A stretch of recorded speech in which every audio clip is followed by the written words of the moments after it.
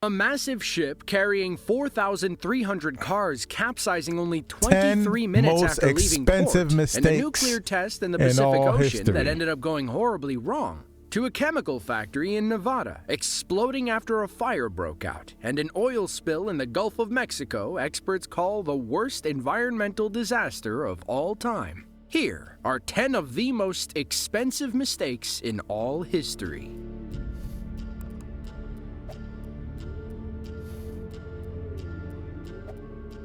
St. Simon's Sound is an inlet off the southeast coast of Georgia. It plays a major role in maritime trade as massive tankers leave the port of Brunswick in Georgia en route to their final destination. Unfortunately for the MV Golden Ray, they only made it about 20 minutes away from the port. The Golden Ray was a 660-foot car carrier built in the Hyundai dockyard in South Korea. She was 116 feet wide and measured at 71,000 gross tons. She could carry up to 7,400 cars across the globe and moved at about 22 miles per hour thanks to a single diesel engine and 24 fuel tanks carrying 300,000 gallons of fuel. On September 8th of 2019, the Golden Ray left the port of Brunswick en route to the port of Baltimore. From there, it planned on carrying 4,300 cars to the Middle East. She left Georgia around midnight, but capsized 23 minutes later. The vessel began to list, a nautical term for lean, and never recovered. Since St. Simon's Sound is only 32 feet deep, the ship's side likely got stuck on the seabed.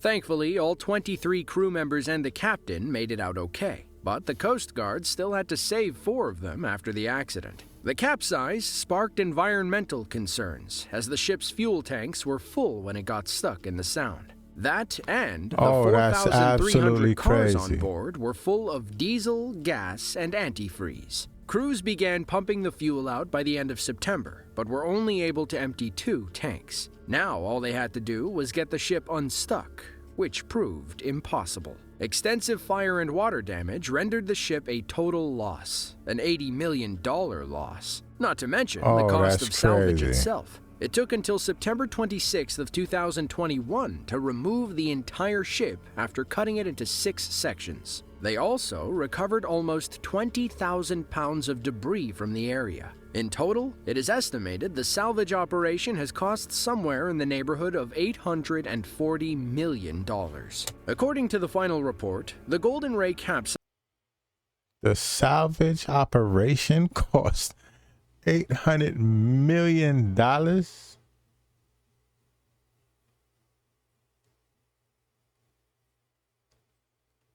is a hell of a fuck up. Somebody fucked up. Like, damn. Talking about a screw up, bruh. You screwed up. Yeah.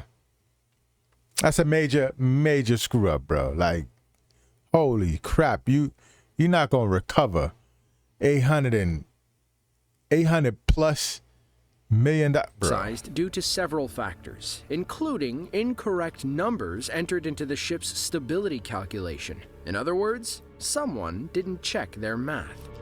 Wow. That's tough, bro.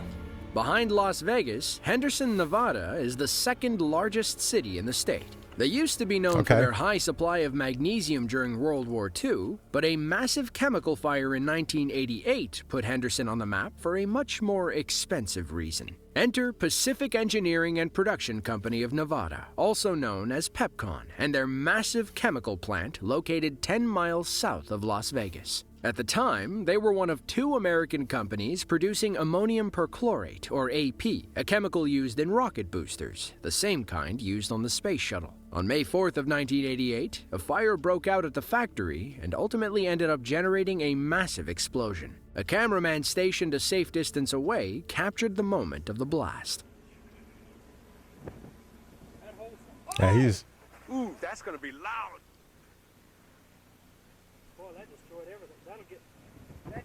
The sound didn't reach them yet? Holy smokes, the sound didn't even reach them yet. A few minutes later, a second explosion sends another shockwave across the ground. This one, however, was a bit bigger than the last.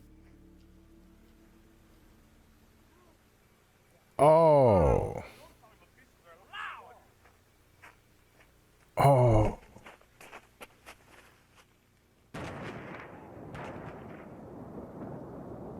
Bro, how far away are they? Oh, they gotta be stupid far. Both explosions erased the Pepcon plant and a marshmallow manufacturing facility off the face of the earth. It destroyed cars, downed power lines, and damaged other buildings within a 1.5-mile radius. Sadly, 2 people lost their lives in the disaster, and over 300 others got hurt. Thankfully, it was nobody only seen 2. in this recording was hurt in any way. In total, the fire caused over $100 million in damages. Wow. All because a rogue spark from a blowtorch lit some fiberglass. This is less than the ship and salvaging that ship. An explosion of that magnitude is less in monetary value, holy smokes, than that ship in the first clip by 7 folds. This was 800,000. This one was 100,000. That's crazy. That's just Glass on fire. That's just crazy. Surfside, Florida is a small town of about 5,600 people located in Miami-Dade County. They're a residential beach community sporting several multi-story condominiums next to Surfside Beach. Unless you lived or vacationed there, you'd probably never heard of Surfside, Florida until June 24th of 2021. Just when the 2020s couldn't get any worse, everyone's heart skipped a collective beat when one of the Surfside condominium complexes, Champlain Towers South, collapsed unexpectedly. Champlain Towers South was built in 1981 as the first building in a 3-tower condominium complex. North Tower went up in 82, and East Tower went up in 94. All 3 were L-shaped 12-story buildings. But the South Tower contained the most units, with 136 condos and a penthouse suite on the roof. At 1:14 a.m., while most of the residents slept, the pool deck on the South Tower collapsed, followed by the entire western wing 8 minutes later. Sadly, 98 people lost their lives in the collapse, but rescue crazy. workers pulled 126 others from the rubble. The New York Times reported flawed designs in the building's construction plans that may have caused the collapse. Meanwhile, the Miami Herald blamed standing water, cracking concrete, and corroded rebar in the building's pool equipment room. Several other sources point towards corruption during the building process.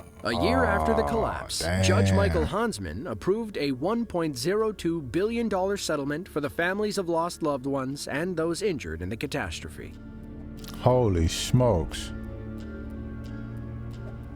When we think of nuclear disasters, Chernobyl and Fukushima are the first that come to mind. But in 1979, a nuclear reactor in Pennsylvania decided to have a meltdown before it was cool to have a nuclear meltdown. It was called the 3 Mile Island Nuclear Generating Station, built in Londonderry Township, Pennsylvania. The tiny town of only a few thousand people sits along the Susquehanna River. 3 Mile Island is, in fact, a 3-mile island in the middle of the river. And on that island, they built a 3-reactor nuclear power plant in 1968. The plant opened in 1978, after the second of 3 reactors came online to produce electricity. Around 4 a.m. on March 28th of 1979, a mechanical failure triggered a chain reaction, leading to the partial meltdown of Reactor 2. The water pumps that were supposed to cool the reactor malfunctioned, and inefficient design plans caused complete chaos. Apparently, they used the same alarm sounds for several different emergency situations. No Radioactive way. gases escaped into the community, and a massive steam geyser erupted through the top of the plant. Thankfully, nobody got hurt in the disaster, and doctors have never linked any health issues to the accident. The cleanup took 12 years and cost over $1 billion, or $2 billion as of 2022. Coincidentally, a Jane Fonda film called The China Syndrome came out 2 weeks before the 3 Mile Island meltdown. It was about a fictional meltdown outside of Los Angeles. The nuclear industry at the time dismissed the film as far-fetched. And then a couple weeks later, it happened. As of January of 2018, There's no way. over 500 people from 37 countries have gone to space. Most are American and Russian, followed by a handful of Chinese and a few batches from other countries. But space travel isn't easy, and sometimes it's not safe. Most people default to the Challenger disaster of 1986, when the space shuttle exploded shortly after takeoff. But there was another incident. This space disaster of the Challenger, I believe was one of the worst ones. Was that the one where they had all the kids watching this unfold? Like, they introduced the people beforehand that were on board to the children, to the world. And then disaster. While everyone was watching, children including, and we all witnessed it together. I think that was the same. I believe that was the same one. I could be mistaken. Incident in 2003 that proved just as deadly. The space shuttle Columbia was returning to Earth on February 1st of 2003 with 7 crew members on board. However, it disintegrated when it re-entered the atmosphere, exploding in a massive fireball. An investigative board found that a large chunk of insulating foam fell off the external tank and hit the left wing shortly after the Columbia launched. Apparently, this wasn't the first time this happened either. According to NASA, the foam had fallen off during previous missions, resulting in minor to potentially catastrophic damage. They knew this was an issue and came under heavy scrutiny for ignoring it. When Columbia re-entered the atmosphere after 16 days in space, the wing damage allowed hot gases to breach the heat shield, destroying the internal wing structure. The space shuttle became unstable and eventually broke apart. According to the LA Times, the investigation and cleanup cost the government $400 million. The destroyed shuttle itself cost $2 billion. Later that day, President Bush appeared on TV saying, "This day has brought terrible news. Mission Control in Houston lost contact with our space shuttle Columbia. The shuttle is lost. There are no survivors." That's wild, bro. Talk about catastrophic. The port of Beirut is one of the largest, busiest ports in the eastern Mediterranean. Damascus, it sat on the eastern bank of St. George Bay Lebanon. in Lebanon and was responsible for 60% of the country's imports. But that all changed on August 4th of 2020. But to fully understand what happened, we must go back to September of 2013.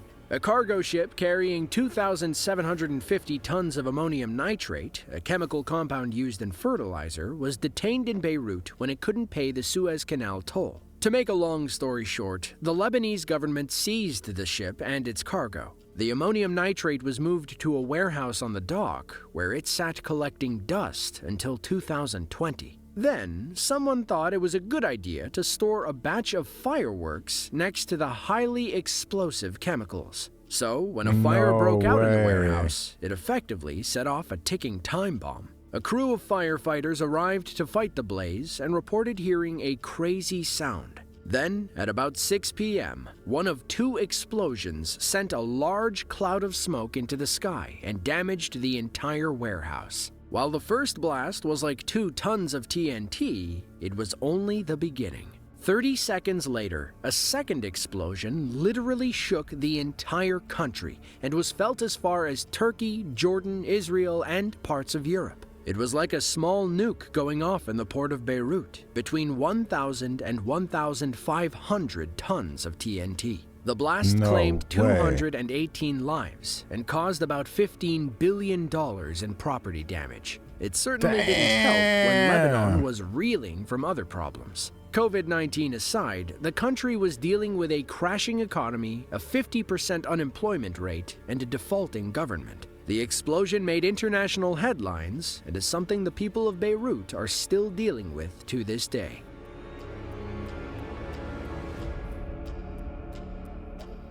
The Suez Canal literally makes the world go round, playing a major role in the trade routes between the Middle East, Asia, and Europe. Between 7 and 10% of the world's oil moves through the Suez yearly. In fact, about 1 million barrels of oil move through the canal every day. So, when the Ever Given, a 1,300-foot container ship, got stuck for 6 days, it brought international trade to a standstill. Experts estimated that every hour the ship remained stuck in the canal, it would delay $400 million worth of goods. Furthermore, every day it remained stuck would disrupt another $9 billion worth of goods. So, what happened? On March 23rd, the Ever Given got caught in a sandstorm as it traveled through the Suez Canal. 46-mile-per-hour winds took control of the ship and turned it sideways, causing it to run aground and block the canal on both ends. The Ever Given was part of a 21-ship convoy en route from Malaysia to the Netherlands.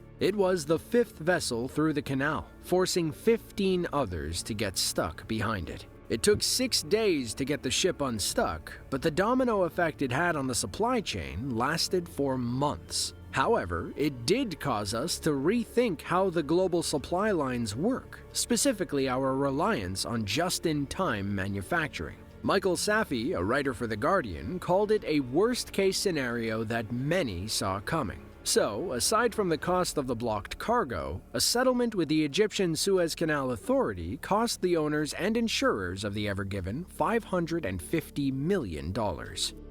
Wow.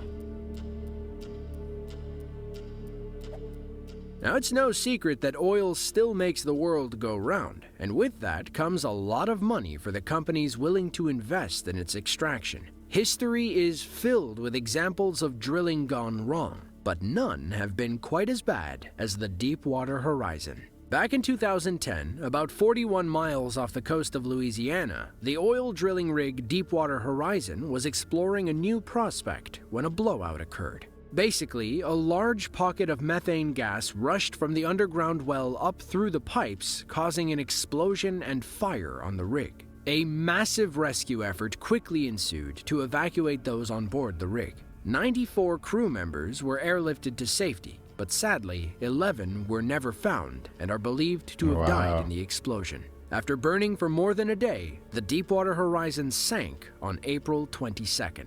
Sadly, the problems only got worse from here. Roughly 8,000 barrels of oil spilled into the sea per day for 87 days. In total, over 210 million gallons spilled out. In July, the well was finally capped. Over a year later, in November of 2012, BP and the U.S. Department of Justice settled federal criminal charges, with BP pleading guilty to 11 counts of manslaughter. The company was also temporarily banned from entering into new contracts with the United States government, among other punishments. For years after this disaster, evidence of the oil was still showing up on shores all over the Gulf. By 2018, cleanup costs, charges, and penalties had cost BP more than $65 billion. Damn! The Deepwater Horizon oil spill is regarded as one of the largest environmental disasters in world $65 billion that's just crazy. Throughout much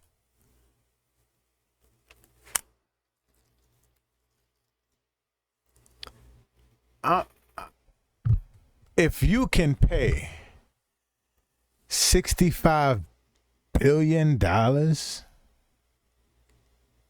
from your coffers and your company still exists,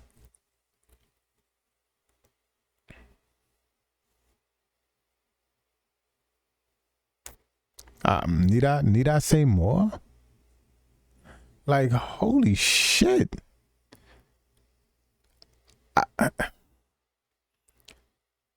We're talking about, you gotta have trillions of dollars. Your company gotta be worth trillions of dollars to absorb that amount of money and just continue to do business. Like, My guy. Nah. That's crazy. Yeah, that's insane. That's an insane amount of money to be fined and still be in business. Much of the 1950s, the U.S. ran several tests on atomic weapons. While many of these occurred in various sites in Nevada, there were many others tested in an even more remote part of the world, Bikini Atoll in the Marshall Islands. Castle Bravo is the name given to the first in a series of high-yield thermonuclear tests under the umbrella of Operation Castle. On March 1st of 1954, the device was detonated. The bomb was estimated to produce a yield of 6 megatons, but the true outcome ended up being far scarier. During the blast, there was an unexpected reaction from the use of lithium-7. This caused the total yield to be more than double what was expected, coming in at 15 megatons. This resulted in an extreme amount of fallout contaminating the surrounding area. The most significant was pulverized surface coral, which fell on residents of Utirik and Rongelap atolls. Over the course of 3 days, the military evacuated residents of these islands, but by then, it was too late. Hundreds suffered from radiation sickness. One notable example involved 23 members on a Japanese fishing vessel. They were contaminated from the heavy fallout and suffered from acute radiation syndrome. Once news broke, it led to an international incident over atmospheric thermonuclear testing. But since the blast took place in the ocean, the fallout soon spread over the globe. Traces of radioactive material could be found in places like India and Australia, as well as the United States. In total, the United States Department of Energy found that 253 inhabitants of the islands were impacted by fallout, with many suffering from symptoms like vomiting, alopecia, and skin lesions. Additionally, 23 crew members of the Daigo Fukuryu Maru, a Japanese fishing vessel, were also contaminated by the heavy fallout. According to one source, the United States government has paid a whopping $604 million to the affected atolls and communities, which is over $1 billion when adjusted for inflation. All right. Wait a minute. Wait a minute.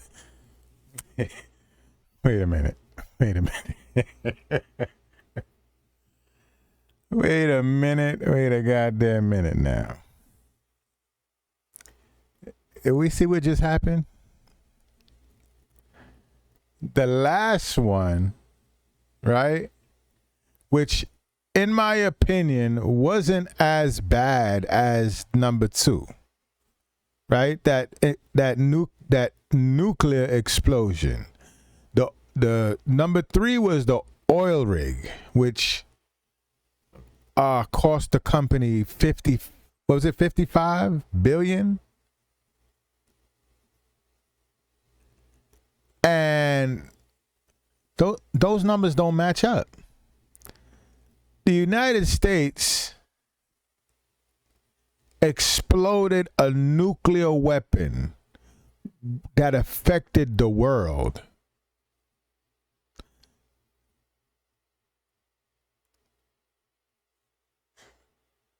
The oil rig, I believe it killed 11 people and released oil into the ocean. That is devastating. However, atomic bomb testing that released radiation worldwide only cost America $1 billion. That, holy smokes. Anybody see the level of accountability that just went down from a bigger event? Yo. The amount of fraud that is uncovered in just every day, in just things that happen. It's just mind-boggling. It's mind-boggling. You know, that is, wow. That's just wow, bro.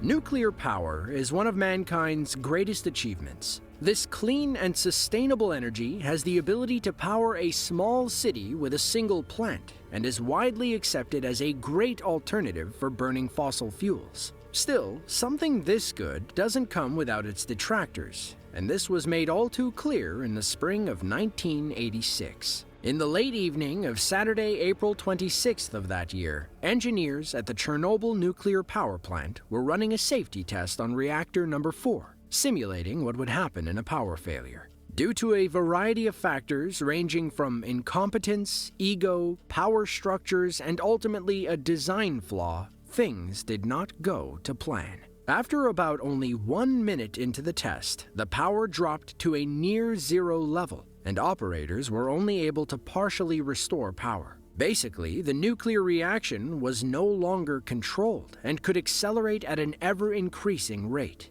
It didn't take long for engineers to notice things spiraling way beyond safe levels, and in keeping with procedure, they pressed an emergency shutdown button. That button ended up being the final nail in the coffin and triggered a powerful explosion. The reactor core was now fully exposed to the outside world. The sudden energy release vaporized the cooling water and resulted in a steam explosion that blew the roof off the reactor. With the reactor core exposed and a large fire burning, radioactive contaminants leaked into the air. The fire continued to release radiation for days until it was finally extinguished on May 4th. Radiation contaminated surrounding areas and even drifted into other countries. Interestingly enough, the Soviet Union tried to hide the disaster from the outside world, and it wasn't until radioactive material had reached Sweden that the true scale of the disaster was made clear. After years of investigations, sometimes hindered by the communist Soviet Union,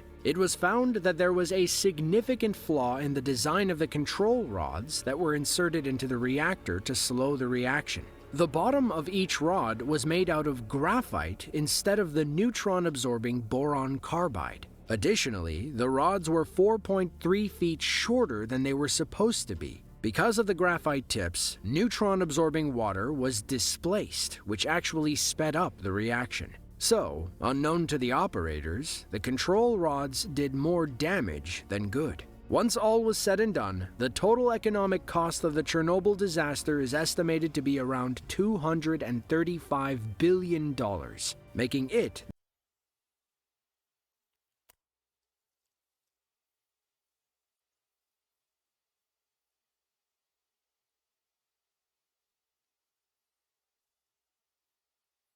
You see what I'm saying with the disparities? With the level of accountability, financial accountability. One was 1 billion. Another was 235 billion.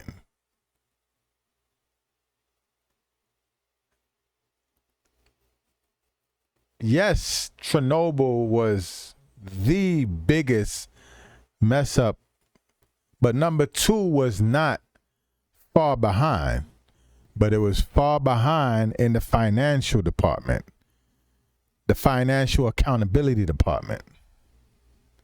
That disparity is great. We're talking about 235 billion to 1 billion. That's a phenomenal amount of difference in money. When you start to understand what 1 billion is, $235 billion is holy smokes. But either way, we get to see a picture, a greater picture, you know, that some people were taking and are taking advantage of the world and are not being held accountable for their mistakes, and then others are. They face the full brunt, as they should, of their mistakes. But, you know, others are they get a slap on the wrist in comparison. Great video. The costliest mistake in all history. To this day, the area surrounding Chernobyl is uninhabitable. A containment dome was later installed to capture the radioactive particles. It has a lifespan of 100 years, and after that will need to be replaced. Scientists claim that the area will not be safe to live in for at least 20,000 more years. Damn. To see another video just like this one, click the link on screen now. With that, thanks for watching, and be sure to tune in next time. Damn. That's actually crazy.